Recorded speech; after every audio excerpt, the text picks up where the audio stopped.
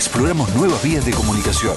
Evolucionamos. Con el único fin de llegar cada vez más lejos. La RZ, una radio del Grupo Sónica. Algo está muy mal en este sistema. Ya te diste cuenta. Y la única salida está en el sentido contrario. A contramano. Enrique Romero y Pablo Roma van a fondo en la dirección contraria. A contramano. Antisistemismo explícito.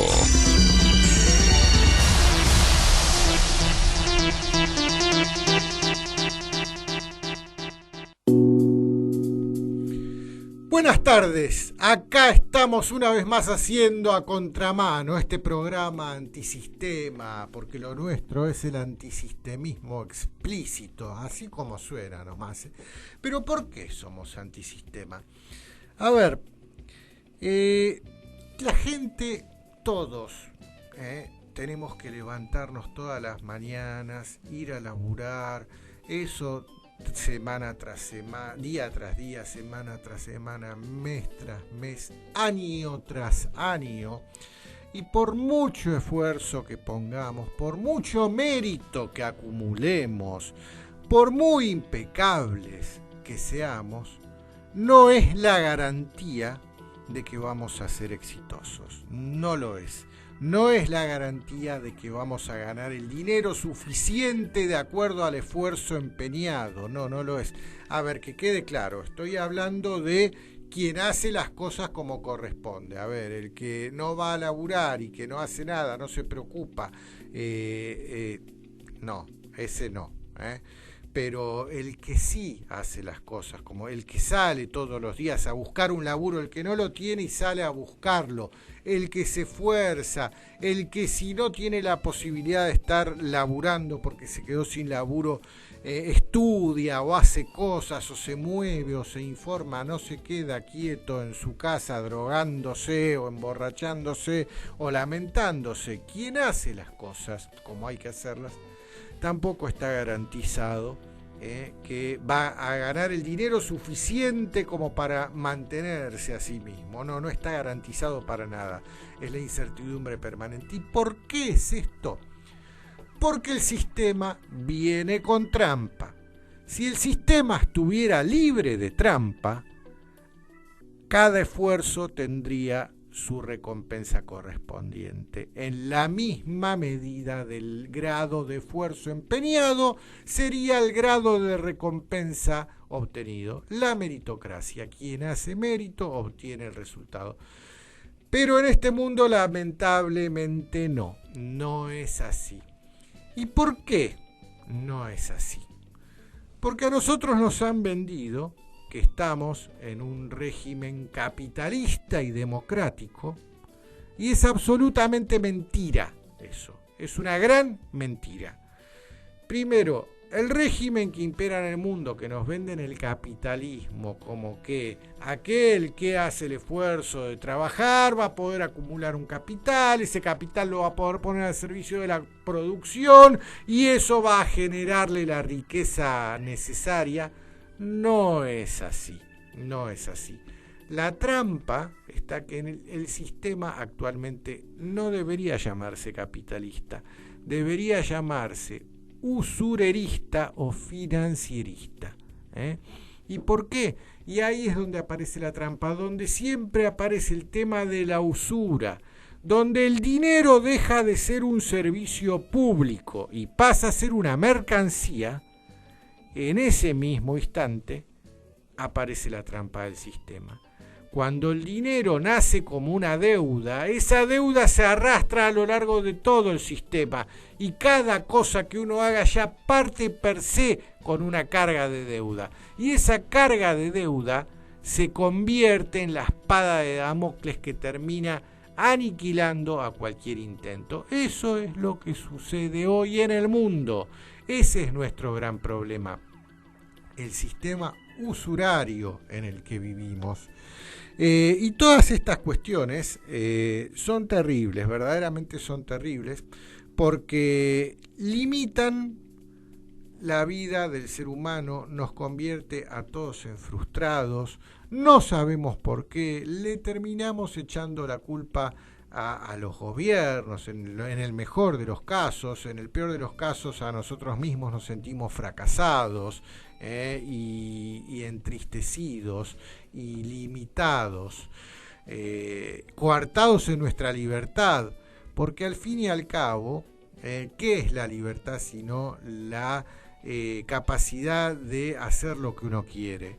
Y esa capacidad siempre se ve limitada. Entonces no somos libres, somos esclavos de un sistema. El sistema hoy está haciendo agua por todos lados.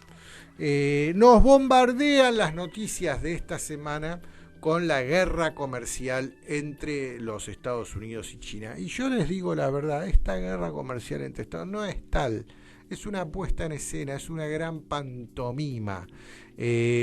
Vamos a escuchar un discurso que daba Donald Trump, el presidente de los Estados Unidos, cuando allá en el 2011, el discurso del 2011, cuando el tipo una mañana se levantó en su penthouse en la Trump Tower en la Quinta Avenida y dijo: hoy se me canta ser el presidente de los Estados Unidos. Y empezó a caminar el barrio contando que quería ser el presidente, y viajó a Las Vegas también a contar que quería ser el presidente de los Estados Unidos. ¿Qué dijo ahí? Vamos a escucharlo.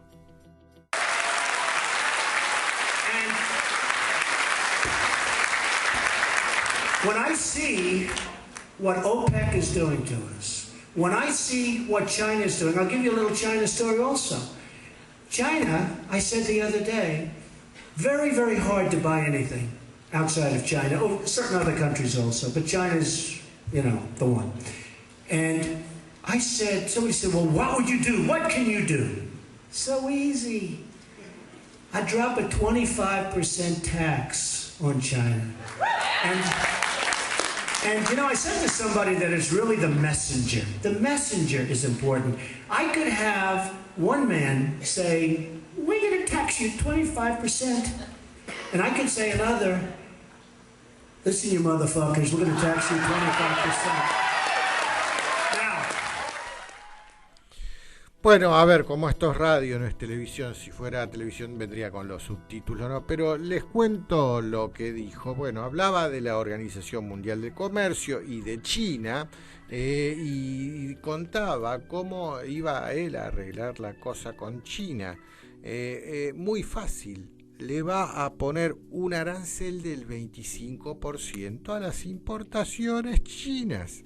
Así, eso era lo que proponía, lo que Donald Trump quería hacer.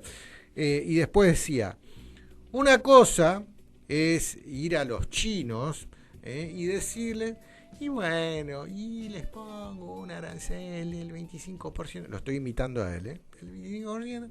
Y otra cosa es pararse delante de los chinos y decirles, oigan, motherfuckers, les voy a poner un arancel del 25%. Y eso es lo que está haciendo Donald Trump hoy. Lo anunció en el 2011, ¿qué se sorprenden? Y hasta dijo claramente, no habló del 10, habló del 25. Si bien cuando empezó toda esta disputa hablaba de un 10, hoy se plantó en 25, pero era lo que ya tenía en la cabeza. Eso se llama administrar el comercio exterior de una nación, defender el interés nacional de una nación por sobre cualquier otro interés. Como Donald Trump no es un globalista, es un defensor. A ver, puede estar cuestionado, muy cuestionado. Yo en algunos aspectos todavía también lo sigo cuestionando a Donald Trump. No termino de comprar el boleto Donald Trump, pero veo que da pasos en la dirección que prometió. Y eso es bueno. Vamos a ver, porque todos los medios de lo único que están hablando hoy por hoy es de la guerra comercial de China con Estados Unidos, pero nadie siquiera se pone a analizar sus propios tweets en Twitter. Bueno, el mundo de hoy es un mundo Twitter, ¿viste? Twitter, esta red que solamente los que están en los medios la siguen. No conozco a nadie que esté en los medios, y yo cuando no estoy acá en la radio o en algún canal jamás miro Twitter, ¿no? Pero bueno, los medios y los políticos se han adueñado de esa red social. Vamos a ver una serie de tweets de Donald Trump, todos de estos últimos 5 días. Arranca diciendo: hemos perdido 5.000 millones de dólares al año durante muchos años en el comercio loco con China. Esto ya no va más. Las conversaciones con China continuarán de una manera muy agradable. No hay absolutamente ninguna necesidad de apresurarse, ya que China paga los aranceles a los Estados Unidos en un 25% en 250.000 millones de dólares en bienes y productos, bienes y servicios. Estos pagos masivos van directamente al tesoro de los Estados Unidos. Acá Donald Trump está explicando de qué se trata todo esto de los aranceles. Es que los pavotes, los gansos que hablan en la televisión, en las radios, escriben en los diarios, no tienen la más puta idea de lo que se trata. Y obvio, porque todos tienen el paradigma globalista, y esto se da de narices contra el paradigma globalista. Sigamos con los twitters de Donald Trump.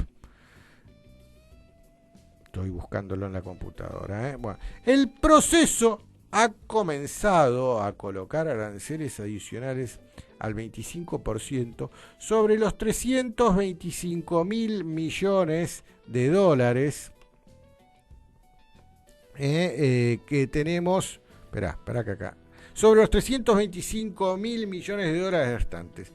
Los Estados Unidos solo venden a China aproximadamente 100.000 millones de dólares en bienes y servicios. Un desequilibrio muy grande. Con más de 100.000 millones de dólares en aranceles que tomamos, compraremos, y acá ya salta a otro tweet, que espérate que se me abra, productos agrícolas de nuestros grandes agricultores en cantidades mayores que las que China nos compra, y enviaríamos esos productos a países pobres y hambrientos en forma de asistencia humanitaria. Mientras tanto, continuaremos negociando con China con la esperanza de que no vuelvan a intentar hacer el trato, a intentar rehacer el trato. A ver, los aranceles harán que nuestro país sea mucho más fuerte, no más débil. Siéntate y mira. Mientras tanto, China no debería renegociar tratos con Estados Unidos en el último minuto. Esta no es la administración de Obama o la administración de Sleepy Joe, acá se refiere al que se queda dormido, al dormilón, que deja que China se fuera como quiera. Acá le da con un palo a la administración de Obama, está claro. ¿Cómo sigue esta serie de twitters? Su presidente favorito todo el tiempo se cansó de esperar a China para ayudar y empezar a comprar a nuestros productos de agricultores. El más grande que en cualquier parte del mundo. Bueno, acá no se entiende mucho qué está queriendo decir. En el transcurso de los 2 últimos días, Estados Unidos y China han celebrado conversaciones francas y constructivas sobre la situación de la relación comercial entre ambos países. La relación entre el presidente Xi y yo sigue siendo muy fuerte. Y las conversaciones, y acá salta a otro tuit, en el futuro continuarán. Mientras tanto, Estados Unidos han impuesto aranceles a China que pueden o no eliminarse en función de lo que suceda al respecto de futuras negociaciones. Los aranceles traerán mucho más que riqueza a nuestro país, que incluso un trato fenomenal de clase tradicional. Además, mucho más fácil y rápido para todos nuestros agricultores, que recibirán beneficios mejores y más rápido. Y las naciones hambrientas ahora pueden ser ayudadas. Se concederán exenciones a algunos productos o se irá de nuevo a las fuentes. ¿Qué más? ¿Cómo sigue esto? Otro Twitter. Si compramos 15.000 millones de dólares a la agricultura de nuestros agricultores, mucho más de lo que China compra ahora, tendríamos más de 85.000 millones para nuevas infraestructuras, atención sanitaria o cualquier otra cosa. China se ralentizará, y nosotros nos aceleraremos automáticamente. Bueno, acá de todo esto la nota discordante obviamente es el 15.000, que aparece siempre como cifra, ¿no? Siempre 15.000 millones de dólares, habla Donald Trump. Acá, bueno, esto ya es para el análisis posterior. Y ahora vamos a ver, tal vez esté diciendo algo Donald Trump al mencionar esta cifra. Pero bueno, ahora vuelvo a este tema de los 15.000, de la advertencia. Tal vez esté esa advertencia. No sé si Donald Trump será parte o no de quienes manejan estos números y se mandan mensajes codificados a través de ellos. Pero la realidad es que esto mismo que está haciendo Donald Trump, ¿saben cómo se llama? Peronismo. Así se llama esto, peronismo. Trump no inventó nada. Todo esto lo hizo el general Perón en su primer gobierno cuando creó el IAPI, el Instituto Argentino para la Promoción del Intercambio. En ese IAPI, el gobierno era el que fijaba los precios internos de los productos de la agricultura y de todos los productos que se fabricaban acá en Argentina. Y ese precio era único. Y no importaba el precio de la soja en Chicago, si subía o si bajaba. La soja ni siquiera existía en aquel entonces. La soja es un veneno que lo empezaron a promocionar a partir de los años 80, cuando vieron que a partir de ahí podían hacer el primer desarrollo transgénico y patentar una semilla. La primera semilla que se dieron cuenta que iban a poder patentarla y cobrar royalty a partir de una semilla era el poroto de soja. Por eso nos metieron ese veneno en todos los campos argentinos.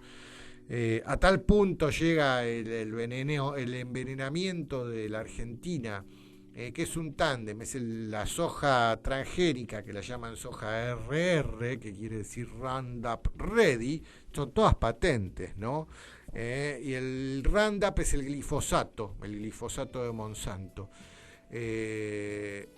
Y hoy por hoy toda la Argentina está envenenada de glifosato, a tal punto que en Pergamino, acá nomás a 150 kilómetros de Buenos Aires, temen tomar agua de red, porque el agua de red supuestamente está viniendo con contaminación de glifosato. Eso es terrible. Y en pero de eso no se habla, De eso no se habla, no hagan olas contra Monsanto, contra Bayer, no hagan olas.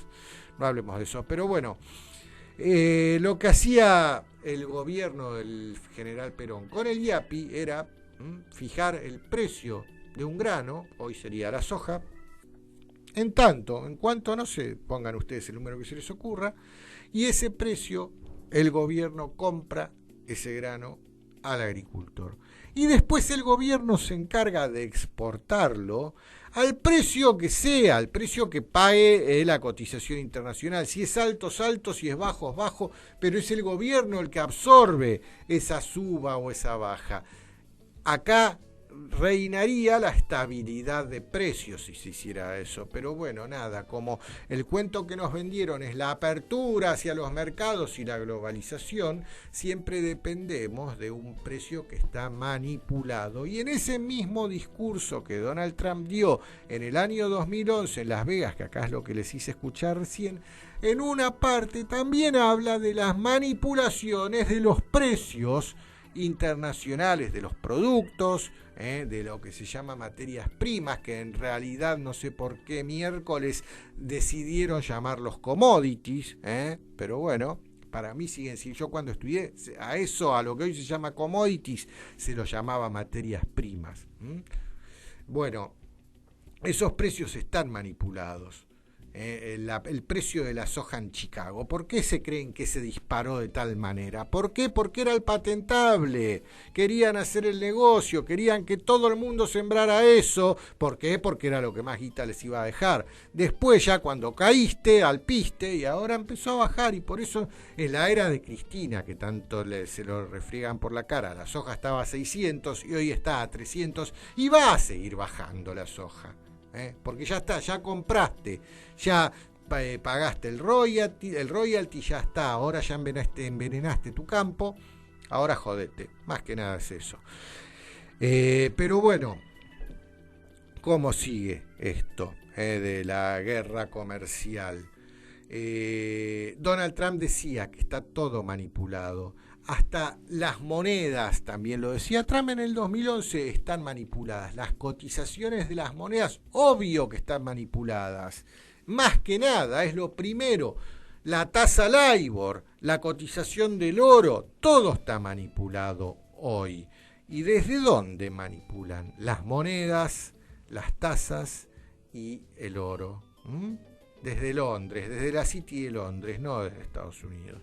Desde la City de Londres. Es la misma mano que maneja por arriba esta supuesta guerra comercial, pese a que, por mucho que le pese a Trump, Trump tal vez en esto también sea un gran desconocedor de las manos que lo están llevando hacia un lado o hacia el otro, pero todo esto lo manejan desde Londres, desde el mismo lugar que manejan a China. A China la manejan desde la City de Londres.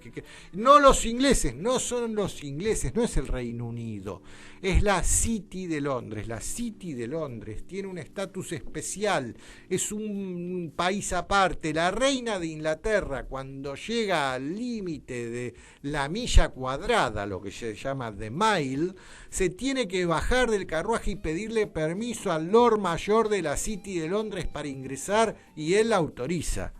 O sea, es otra cosa, es donde residen estos señores reptiles que pretenden gobernar el mundo. Y les gusta también vivir en Suiza, en esos dos países. A ver, su casa, su lugar donde duermen probablemente esté en Suiza, el lugar donde laburan está en la City de Londres. La guita la manejan desde los dos lugares, por eso es tan importante la neutralidad de Suiza en cuanto conflicto exista en la historia de estos últimos siglo y medio, por lo menos. Es por eso que es tan importante esa neutralidad. Pero bueno, ¿y cómo terminaría esto? ¿Cuál es el objetivo final si ya llegamos a la conclusión de que a todo esto lo manejan desde Londres?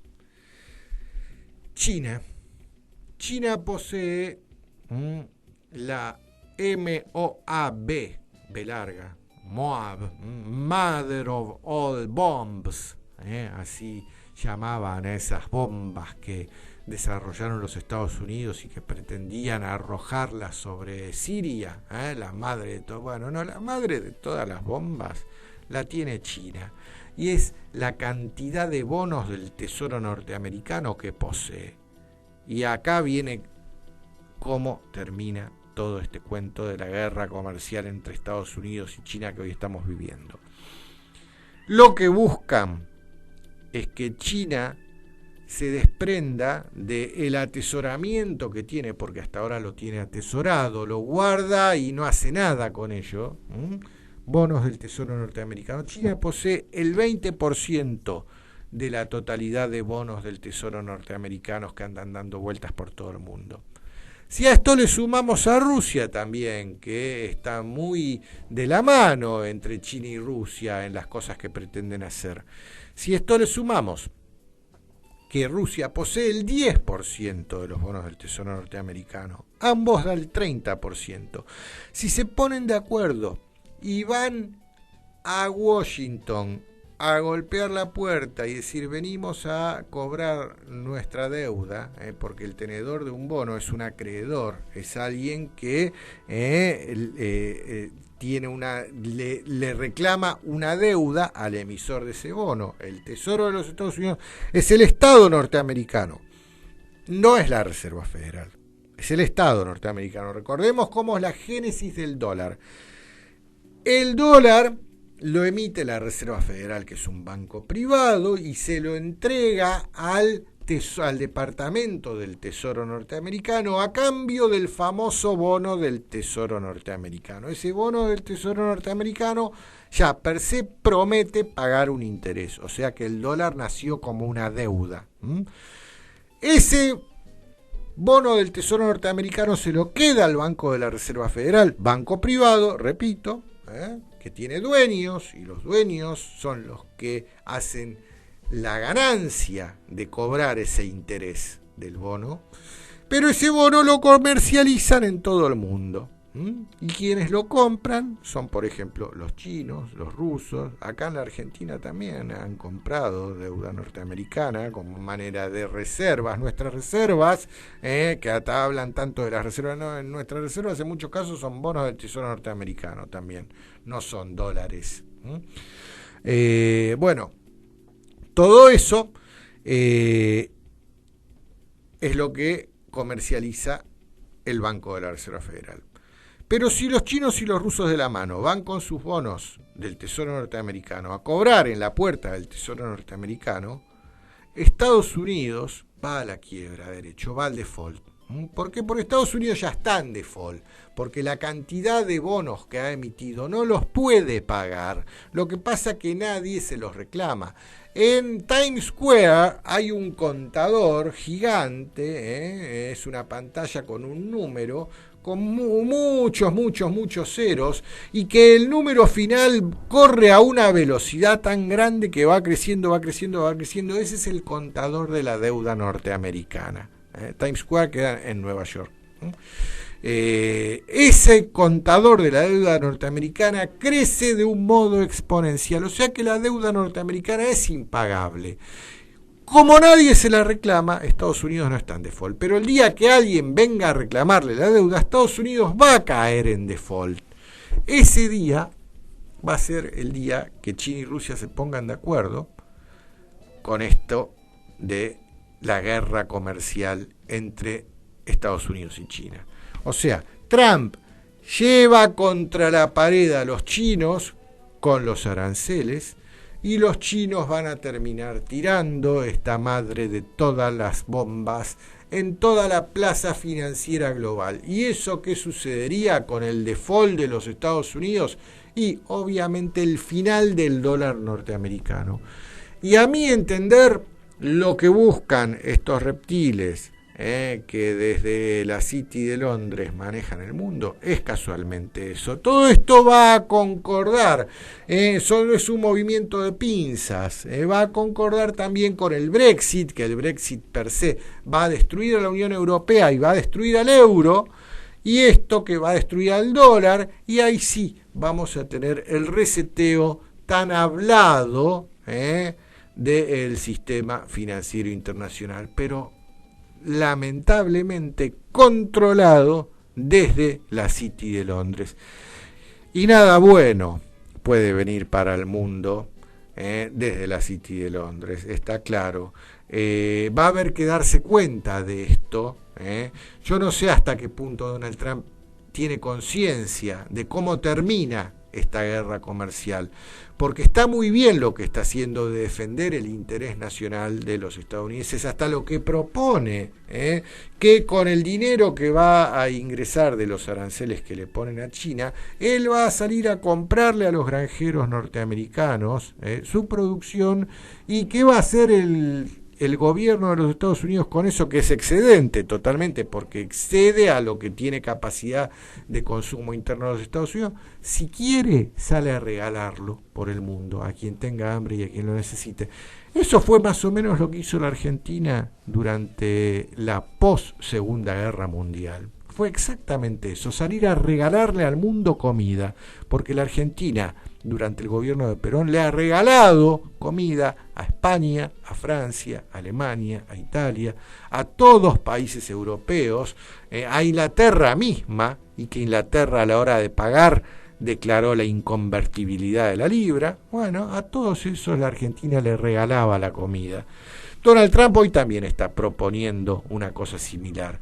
Lamentablemente el final es el reseteo del sistema financiero mundial, que es totalmente necesario, pero es necesario si este reseteo viene controlado por los buenos y no controlados por los reptiles.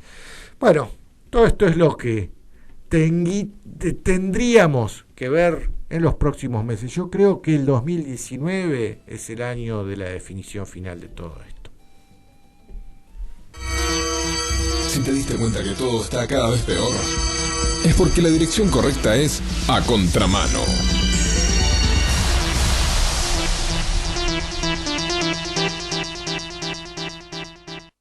Cuando te pones en modo radio, la RZ se activa para acompañarte y hacer que no te sientas solo. La RZ. La RZ. John F. Kennedy decía: no te preguntes qué puede hacer tu país por ti, pregúntate qué puedes hacer tú por tu país. John F. Kennedy iba a contramano.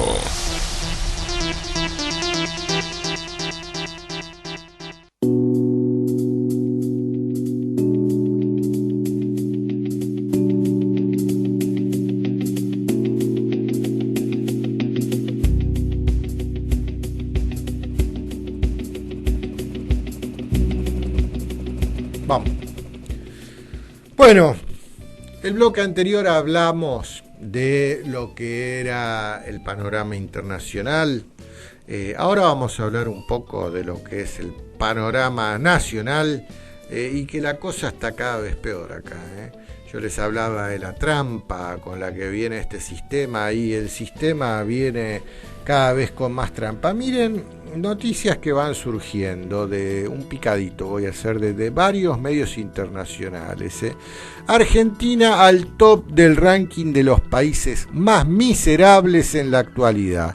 Esto lo dice la unidad de inteligencia de El Oráculo, de The Economist, o del guionista. O sea que ellos querían que nosotros fuéramos miserables. Esto coincide con un relevamiento elaborado, también similar, elaborado por Bloomberg. La Argentina es el país con peores cifras económicas a partir de la crisis del 2008. Bueno, y en este índice de miserabilidad, que lo hace esta unidad de inteligencia de The Economist que se llama The Spectator Index, los países más miserables del mundo son a la cabeza Venezuela, obviamente, pero quien le sigue a Venezuela somos nosotros. El número 3 es Irán, 4 Brasil, 5 Turquía, 6 Nigeria, 7 Sudáfrica, 8 Bosnia-Herzegovina, 9 Egipto, 10 Ucrania, 11 Nicaragua, 12 Jordania, 13 Uruguay, 14 Honduras y 15 Macedonia. Terrible esto, che. Terrible, Somos, después de Venezuela, el país más miserable del mundo. Y nos decían que Cristina era la que nos iba a convertir en Venezuela. No, fue Macri el que nos convirtió en Venezuela directamente. ¿Qué más? La Deutsche Welle, el prestigioso medio alemán, Deutsche Welle estatal, dice que Macri está contra las cuerdas. Dice que el acuerdo de precios instrumentado por el gobierno lo puso a Macri contra las cuerdas en su combate contra la inflación. Macri pactó hasta las elecciones con supermercados y fabricantes de precios de 64 productos esenciales para incentivar el consumo y luchar contra la inflación, pero los expertos cuestionan la efectividad de esta medida populista. La verdad que terrible, che, terrible.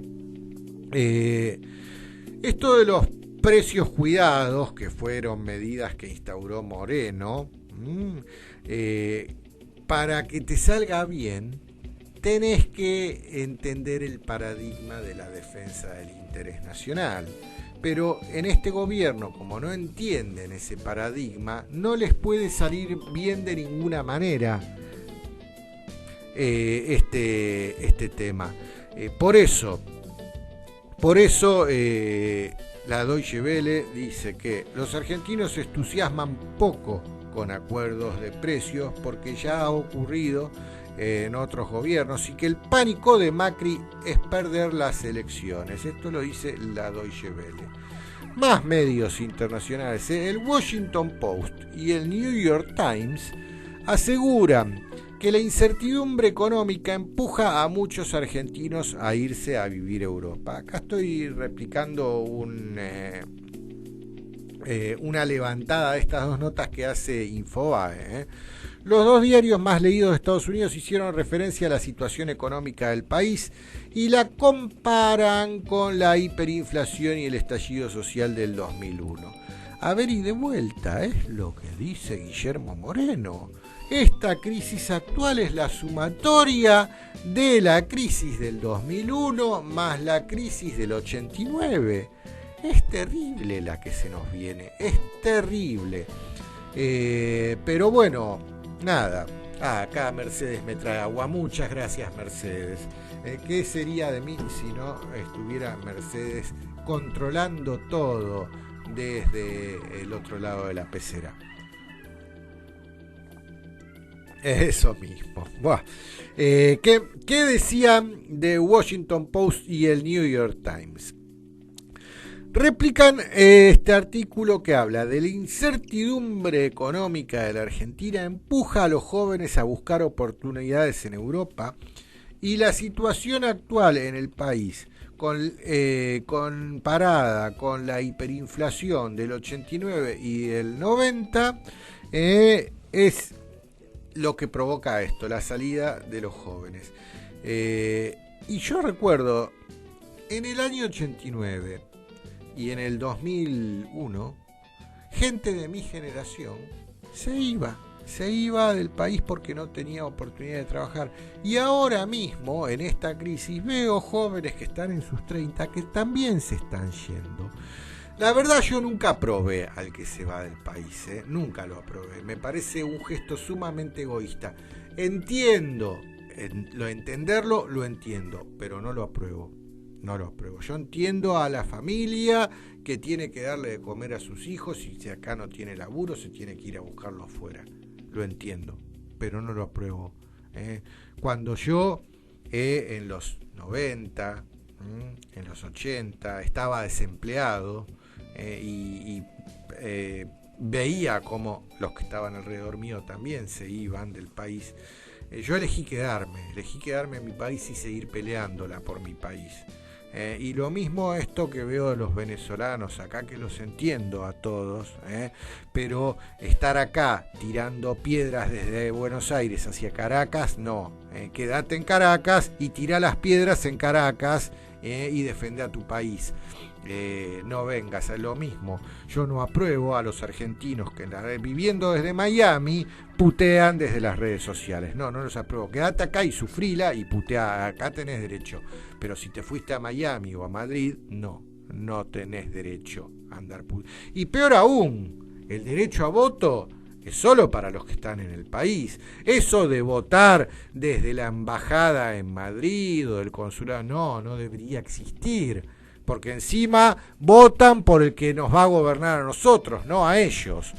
Pero bueno, acá estas notas hablan de todo esto, de argentinos que se tienen que ir del país. Y es típico de gobierno radical esto. Pasó siempre con los gobiernos radicales. Pasó con el gobierno de Alfonsín, pasó con el gobierno de la Rúa, está pasando con el gobierno de Macri, que Jorge así siempre dice que este es el tercer gobierno radical y estoy de acuerdo con él. El Financial Times, el prestigioso e influyente medio británico, ¿qué dice? Que la Argentina está al borde del precipicio. Esto es terrible. La moneda, la inflación, las medidas económicas del gobierno y las posibilidades del presidente Mauricio Macri en las elecciones de octubre hacen que la situación solo va a empeorar y el mandatario no encuentra la manera de avanzar en estos temas. Esto te lo dice el influyente y prestigioso medio británico Financial Times. Y bueno, y después, nada, la realidad, la dura pared de la realidad se le refregó en la nariz al gobierno del Globo Amarillo y empezaron a surgir un montón de datos que hasta desmienten el relato oficial, datos del propio INDEC, mientras Macri cuando va a las inauguraciones dice una cosa, el INDEC le dice otra. ¿Qué pasó desde que llegamos al Fondo Monetario Internacional a pedir ayuda? Desde que el gobierno decidió ir a pedirle ayuda al Fondo Monetario Internacional, que tenemos un 57% más de inflación, una pérdida del 11,8% del salario y una caída del 4,3% en el PBI. Esto es lo que nos dejó el Fondo Monetario Internacional. El salvavidas de plomo que nos han tirado. Y lo peor aún, que está actualmente en Buenos Aires la visita de la misión que tiene que hacer las revisiones de las cuentas de la Argentina, la misión del Fondo Monetario, presidida por este señor Cardarelli. Y este señor Cardarelli salió a decir: lo peor ya pasó. No tuvo mejor idea que decir: lo peor ya pasó. Lo mismo que dijo Macri, o sea que en el segundo semestre viene la luz al final del túnel, como decía Michetti. Esta es la propuesta de esta gente. ¿Es seria esta gente? Esta gente del Fondo Monetario Internacional es tan culpable de la caída de la Argentina como el gobierno, y va a haber que ir a reclamárselos la indemnización a ellos, porque ellos, con las políticas que están imponiendo, son los responsables de nuestra catástrofe. A la hora del juicio para toda esta gente, como cómplice y partícipe necesario en el banquillo de los acusados, va a estar sentada la mujer lagarto, desde ya que sí. Bueno, ¿qué más? A ver, el tema de las cloacas, porque Macri anda diciendo que en su gestión, Macri y Vidal, no, Vidal se agarra de esto también, la cantidad de cloacas, la gente con cloacas. A ver, Macri aseguró en marzo que la pobreza por ingreso está igual que al inicio de su gestión, pero que la estructura había mejorado, y dice que cada vez más gente tiene más cloacas, y acá se lo desmiente el propio INDEC, que habla de que un 35,5% de los argentinos no tienen cloacas. Esto mismo lo replican otros medios. Ámbito, ¿qué dice Ámbito? A ver, por la crisis cayeron hasta el 46% los ingresos de las grandes empresas. La caída del consumo, el aumento de las tarifas y la disparada en los tipos de interés es lo que provocó este disparo, que cayeron hasta el 46% los ingresos de las grandes empresas. Esto lo reveló un análisis de la Universidad Nacional de Avellaneda. Bueno, y ya nombran empresas que hablan de esto, Cresud, Mastellone, Arcor, empresas que han caído sus ingresos en el orden del 46%. A ver, cerró la Campañola. La Campañola salió a cerrar plantas, Molinos también, Loma Negra, Transener. Esta era la revolución que proponía el gobierno del globo amarillo. A ver, anoche mismo vi algo que nunca lo había visto. Bajo al chino a las 9 de la noche, al chino de mi barrio, en la esquina, a comprar algo de último momento para la cena, y me encuentro a la china sentada sola en la caja leyendo un libro en chino. Jamás había visto eso, a la china haciendo nada.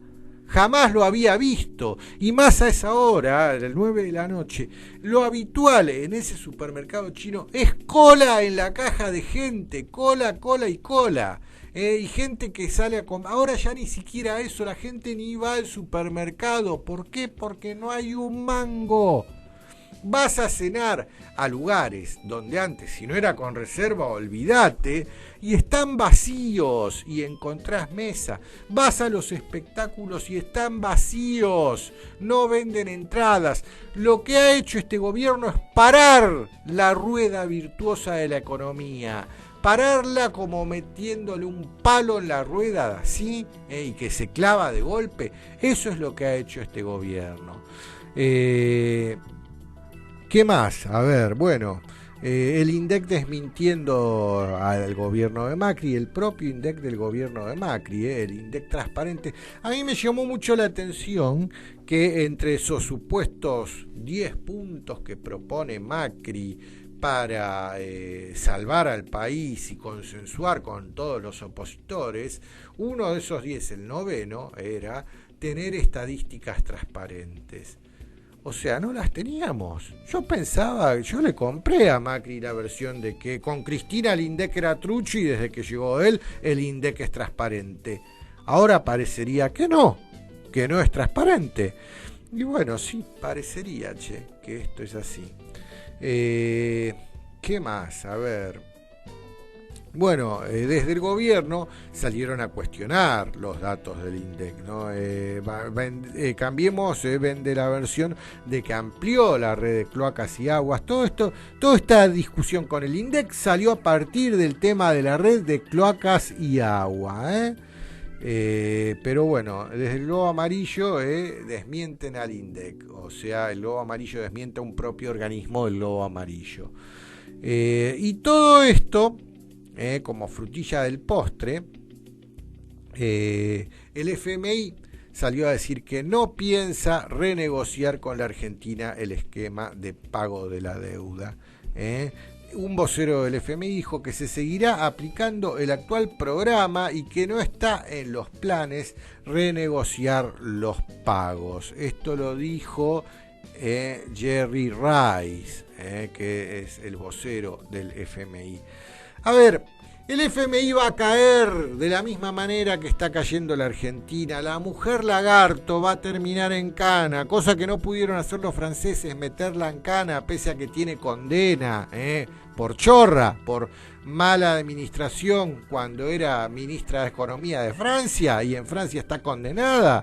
Bueno, va a terminar cayendo el FMI, porque lo que están haciendo es una mala praxis con la Argentina, una intencionada, muy malintencionada mala praxis con la Argentina.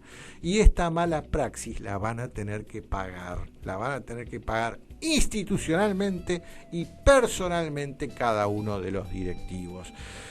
Pero bueno, tal vez el plan sea que con el reseteo del sistema financiero internacional, esta institución desaparezca. Y bueno, desde ya que sí, debería desaparecer esta institución.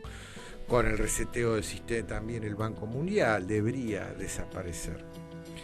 Pero bueno, ya para ir terminando, la última de las noticias que les quiero comentar la publica Clarín. Clarín, publicada el 12 de mayo. Y esto sí, ya que me dio risa. Temen intromisión rusa en las elecciones. La advertencia sobre algún tipo de intervención en las elecciones gana cuerpo por las frecuentes visitas de Cristina a Cuba, los pasos de uno de los filósofos de cabecera de Putin en la Argentina.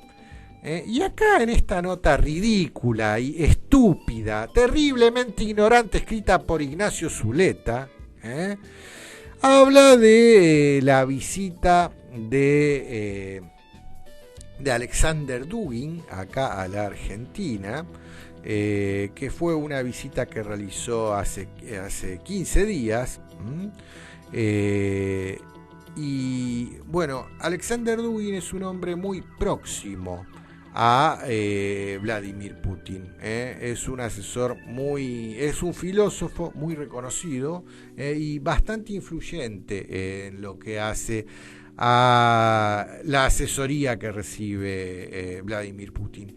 Yo tuve la suerte de compartir 2 almuerzos con él. Y almuerzos en los que lo tenía sentado acá enfrente, porque cuando estaba en TV1 también lo trajo allá en el 2015 o 2014, si no me equivoco, a Alexander Dugin, y he compartido 2 almuerzos con él. Y lo que obtuve por parte de él, primero, es que era un tipo bastante desconocedor de la realidad argentina. Él en su momento hasta apoyaba a ese rey francés que se había autoproclamado en la Patagonia. Después se dio cuenta que no, hasta que esbozó su cuarta teoría política, y que esa cuarta teoría política no es otra cosa más que la tercera posición del general Perón. O sea que el tipo descubrió el peronismo, y el asesoramiento que él le da a Putin se llama peronismo del general Perón. No entendamos peronismo con esta cosa que tenemos ahora, que de peronista no tiene nada, absolutamente nada. Peronismo del general Perón. O sea que el asesoramiento que le da Alexander Dugin a Putin se llama peronismo. Y lo digo yo, que he compartido 2 almuerzos con Alexander Dugin, y teniéndolo sentado enfrente. El tipo habla en español perfectamente. Entonces, lo trajeron acá, dio charlas en la CGT, dio charlas por todos lados.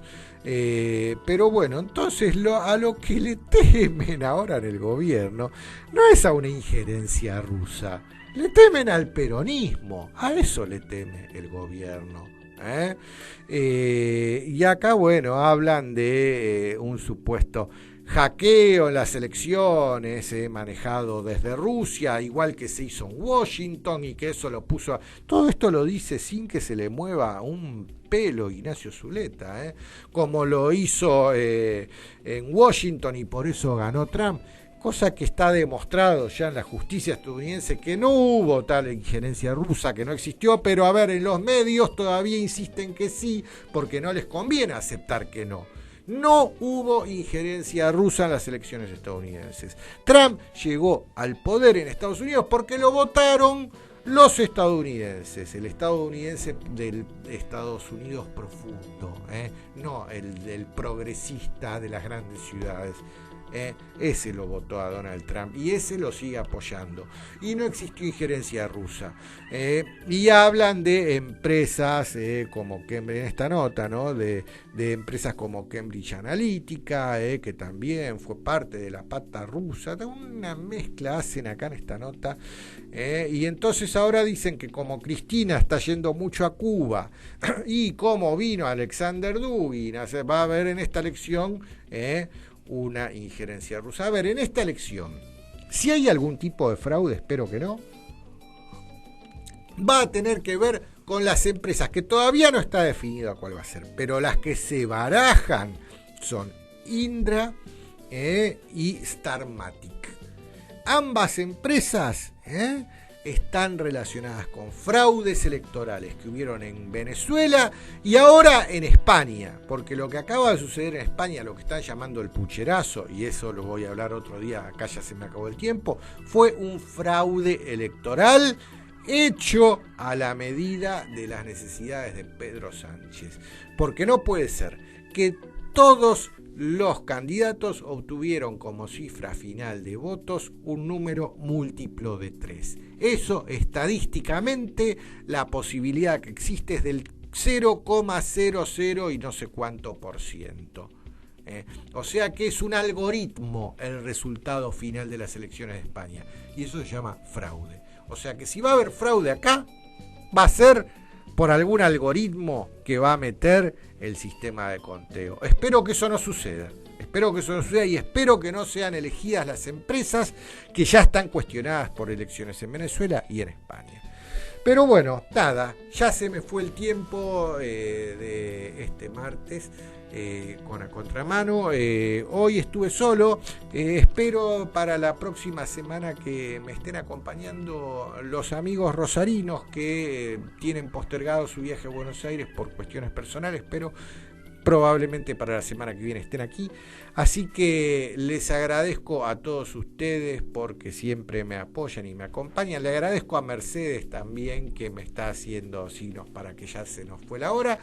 Y nosotros nos reencontraremos el martes que viene. Hasta la próxima. Vamos a contramano, no porque nos guste ser antisistema, sino porque el sistema es anti nosotros. Hasta la próxima semana.